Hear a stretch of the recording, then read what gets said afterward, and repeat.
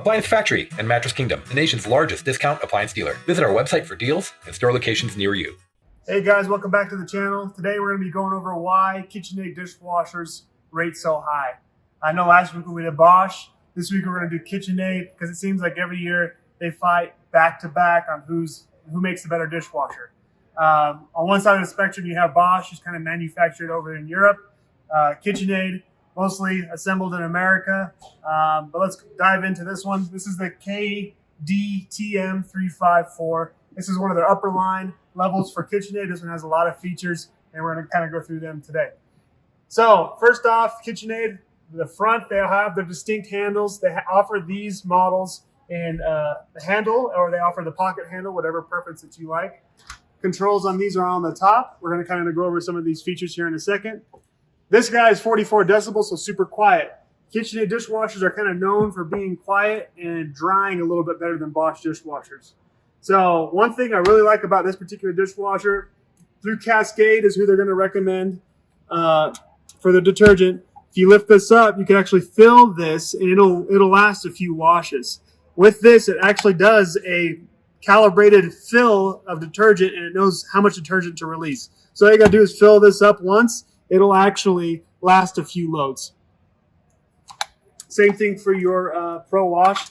For your detergent, you have your hard or soft water, depending on what you have at your house. But you kind of calibrate this once you get used to knowing if you don't like spots in your dishes. KitchenAids are great for that, because using your soft or your hard water settings with your pre-wash, you could kind of calibrate that so you don't have that many issues with that. Interior, one big key difference on Bosch versus KitchenAid. KitchenAids use a heating element, and they have a heated dry option. Bosch's still have a heating element, but it heats up the water. It doesn't necessarily have a heating element, just like the KitchenAids do. So these ones have a Pro Dry option, which basically uses this heating element, and it has fans built into this. Will actually circulate the hot air around, so your dishes will dry a little bit faster. This one, nylon coated racks, really durable racks for KitchenAid. On the top here, these ones actually do adjust on the top as well. I believe it has 3 different levels. Oh, I'm wrong, there's 2.